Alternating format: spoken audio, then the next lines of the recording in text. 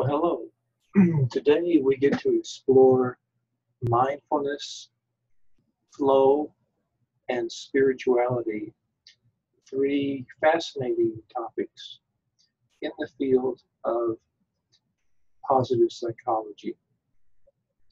You may already be aware that there is a high level of interest in the topic mindfulness at this time. The idea of mindfulness has been around really for centuries, and it's fascinating to see how positive psychology has picked up on this notion, which is more of an Eastern notion of our mental states, and gone about trying to study it in a more scientifically rigorous way. The field is not without controversy, however, in that some people think that claims about mindfulness and its benefits may be exaggerated. But let's take a look at what is mindfulness. Mindfulness involves our ability to step back and look at life in a different way, where we're able to appreciate the novelty in our lives from moment to moment. That is, we're able to look at things in new ways. And we are able to be more non-judging in the way we think about ourselves, our experiences, and other people. I don't know about you, but I've learned along the way to be judgmental. And I've needed to work really hard on developing a more non-judging perspective on myself, on other people, and on life experiences. And this is one of the important components of mindfulness. So when we are in a mindful place, we are able to become better observers of our own internal experience, of our thoughts, our feelings. And we come to appreciate that these mental states are temporary. What I'm thinking now is different than what I'll be thinking later. Similarly, what I'm feeling now is different than what I'll be feeling later. So we become better observers of these experiences so that we can monitor them and regulate them better without necessarily having to act on them in ways at times that may not be all that helpful. So I wanted to share with you an example of mindfulness. And I'm going to be talking with you about a gentleman named Bill. The first version of Bill is one who is not mindful. And the second version of Bill is a Bill who is mindful. So Bill is watching a pro football game on TV. He has bet $20 on the Pittsburgh Steelers, and he's fiercely loyal to the team. He's watching the game with two friends. An important play against his team is in progress. Now, the following is how Bill reacts in a way that we would say is not very mindful. Bill is watching TV completely immersed in the game. He thinks the referee should have called a penalty and is angry about it and now worries that he might lose his $20.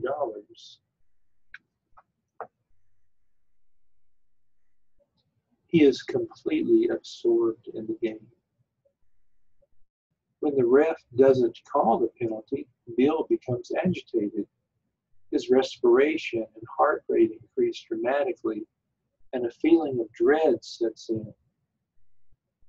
One of Bill's friends, who bet heavily on the game, is looking pale and ill, but Bill doesn't notice because he's wrapped up in the game.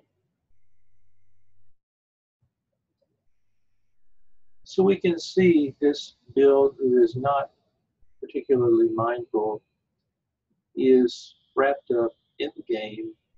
He's experiencing various physiological and psychological aspects of emotion, but is not real mindful or aware of them.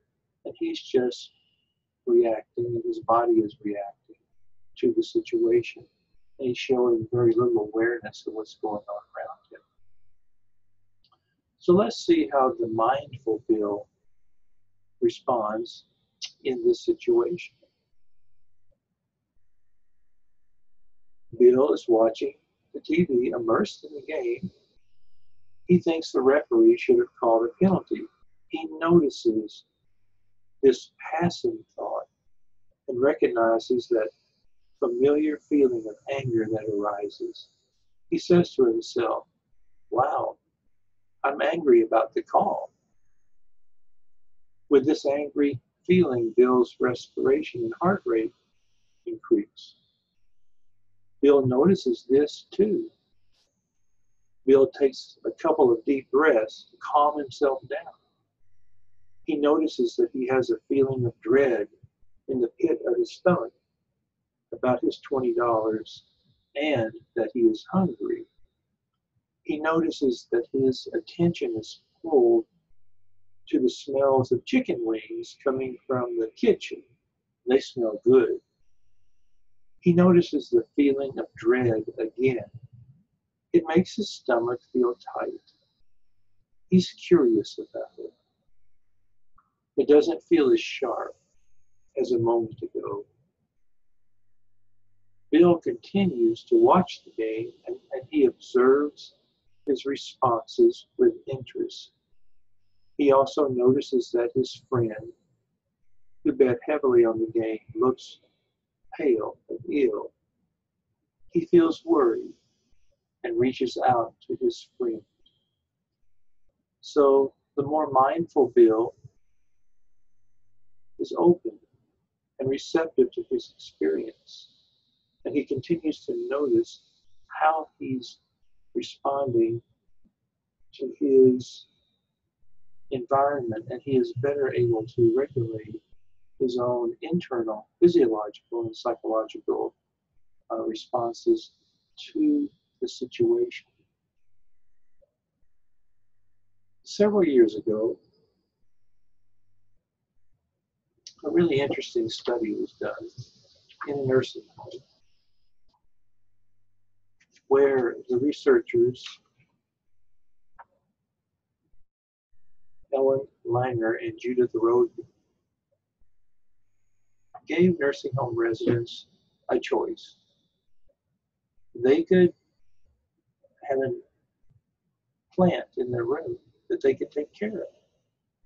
And they were taught how to take care of the plant. Or they could have a plant that somebody else took care of.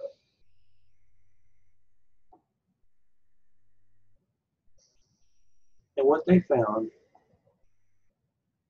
was that the residents who chose to take care of their own plants experienced improved well-being.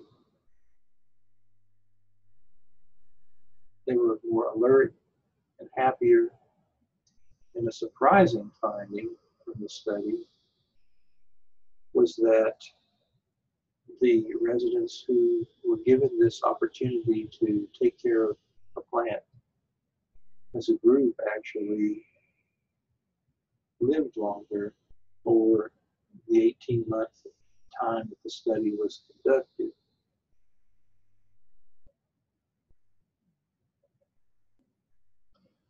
the group that took care of the plant had 7 of 44 people die, whereas the group that did not take care of the plant had 15 of 43 people who died.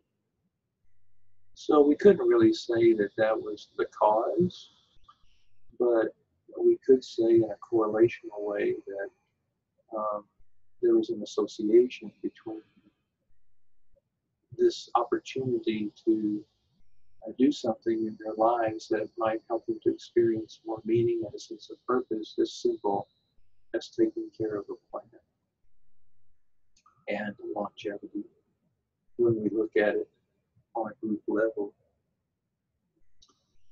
So when we are mindful, we are able to look at the world in a different way that allows us to pay attention from moment to moment to what's going on within ourselves and around ourselves, searching for novelty.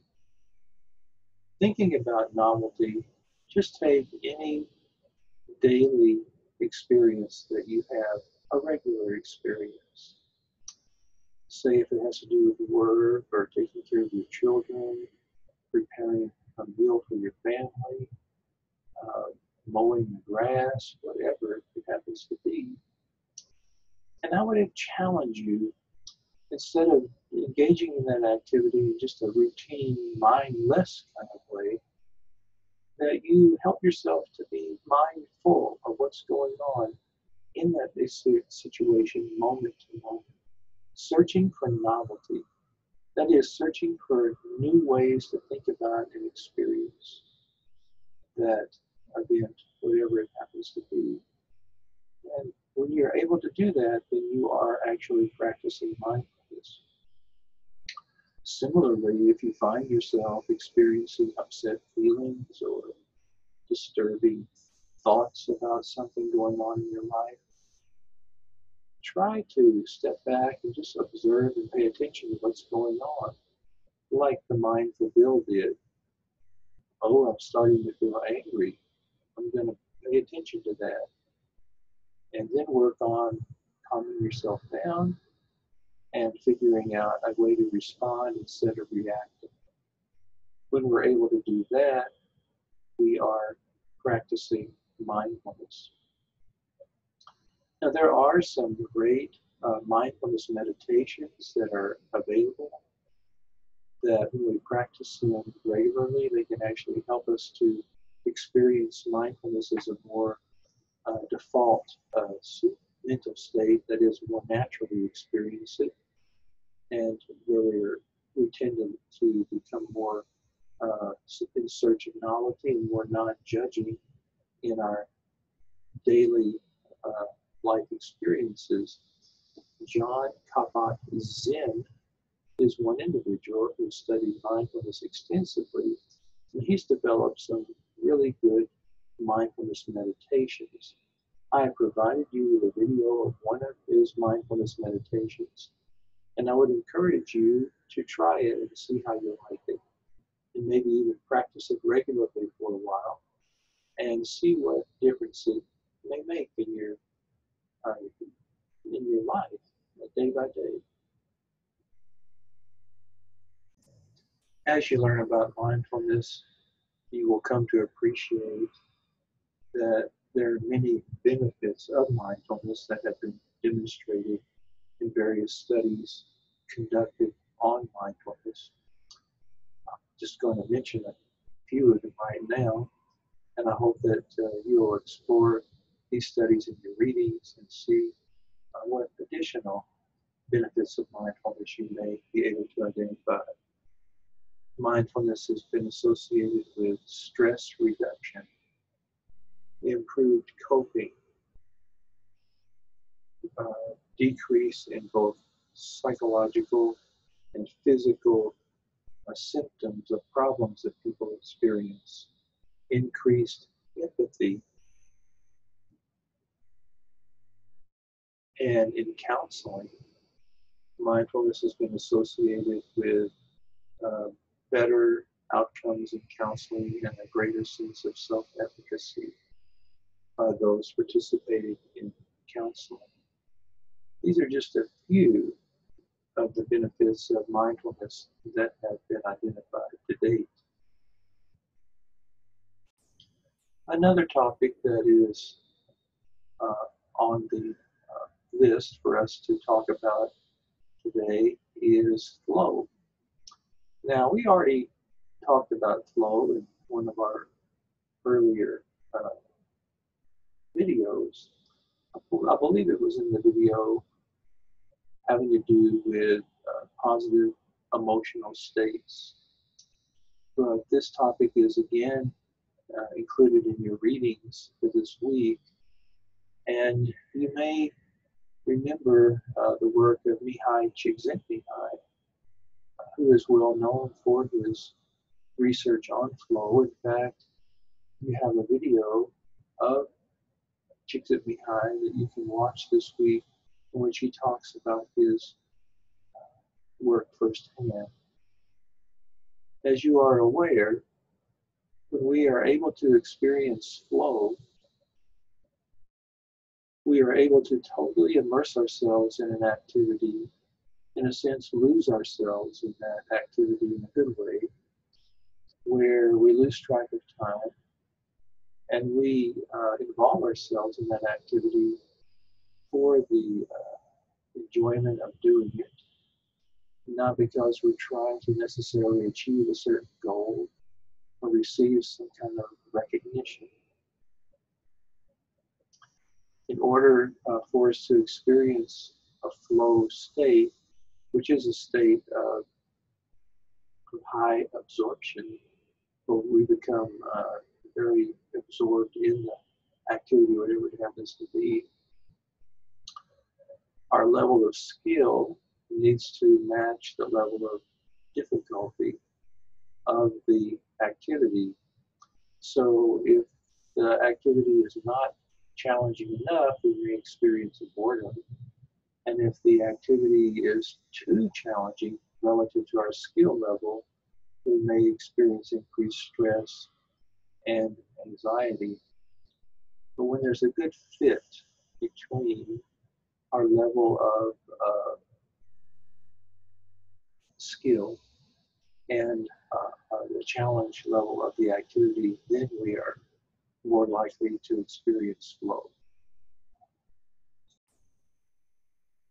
You may be aware from your readings that Csikszentmihalyi also identified a kind of person whom he called an autotelic, A-U-T-O-T-E-L-I-C personality, who is more likely to experience flow.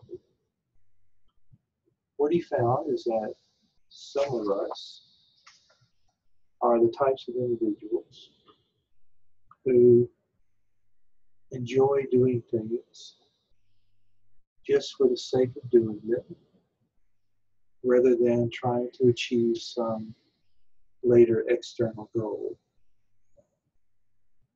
These pursuits provide enjoyment and pleasure in our lives.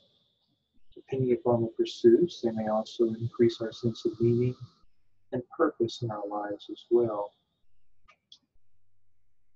So Csikszentmihalyi also found that individuals who are high in flow tendencies, these autotelic personalities, that they tend to be more intrinsically motivated. That is, the motivation comes from inside rather than extrinsically motivated, and they tend to gravitate towards high challenge, high skill situations where they can challenge themselves to become more skilled, and then find situations that test those skills in whatever areas they're interested in.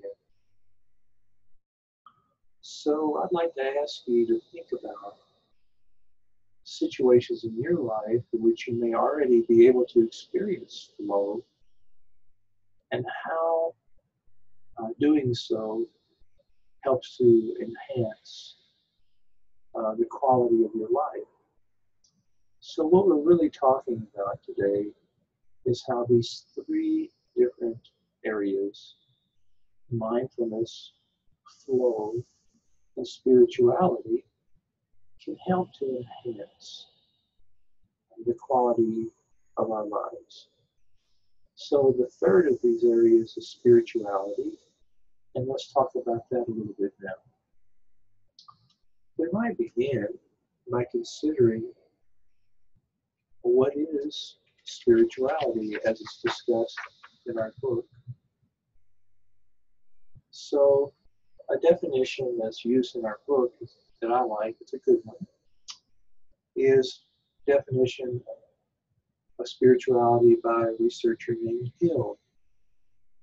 And he says that spirituality is the feelings, thoughts, and behaviors that arise from a search for the sacred.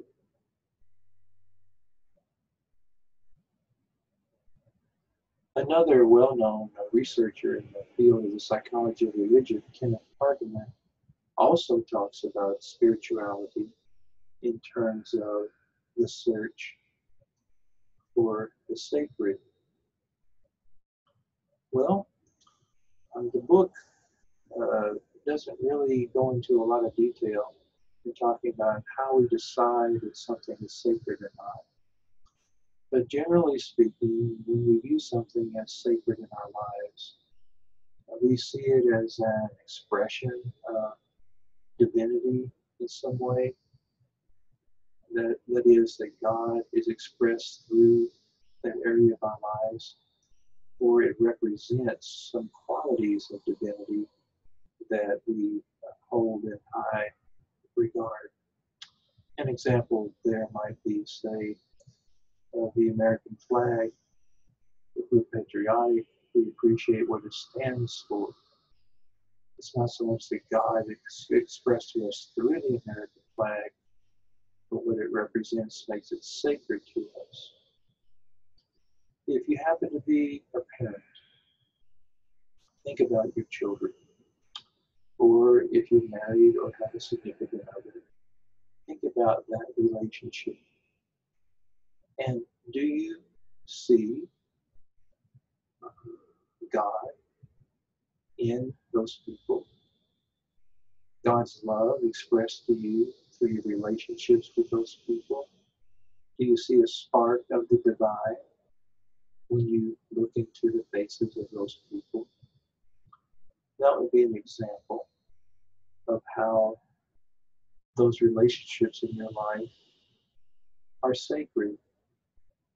And when we experience parts of our lives as sacred, it tends to increase the level of meaning and purpose that we experience in our lives in relation to those areas that we view as sacred, or those objects of the sacred, if you'd like to put it that way. As you are already aware, the transcendence is an important virtue that's discussed in the field of positive psychology. It's one of the 6 virtues that are a part of the values and action inventory that you completed. And of course, transcendence has certain strengths associated with it. But generally speaking, transcendence has to do with the extent to which we feel connected with something or someone greater than ourselves. And for many of us, that would be God. It could be something else, but that's what it is for many of us. And one of the things that we come to appreciate from reading about the sacred is just how, in our culture, just how much people tend to align themselves with the sacred. We learn, for example, that The vast majority of Americans believe in God is around 95%. They believe that God can be reached through prayer, that's around 86%, and feel that religion is important or very important to them, and that's about 86%. So those are compelling numbers to help us to appreciate the importance of the sacred in the lives of so many people. And when we are able to connect ourselves with the sacred in our daily living, what I'm suggesting is that it also helps to improve the quality of our lives, helps us to experience an increased sense of well-being, helps us to experience a greater sense of meaning and purpose in our lives. So researchers have been really interested in looking at some of the benefits of leading a life that is oriented around the sacred. And the benefits are numerous. You'll appreciate some of them when you read about the sacred. But people have described enhancements or improvements in various areas of their life that they have associated with the sacred, including improved mental health, better marital functioning, better parenting, better coping, a greater sense of meaning and purpose in their lives, overall improvement in well-being, and a greater sense of hope and optimism. So I would encourage you to think about this notion of the sacred as it relates to you and how you relate to it. And if in fact there are areas of your life that you view as being sacred, if you are able to experience a search for it as sacred in your life, and to consider the feelings, thoughts, and behaviors that arise from that search for the sacred. Well, I believe that's all we need to talk about for now. Thank you, and I look forward to talking with you again soon.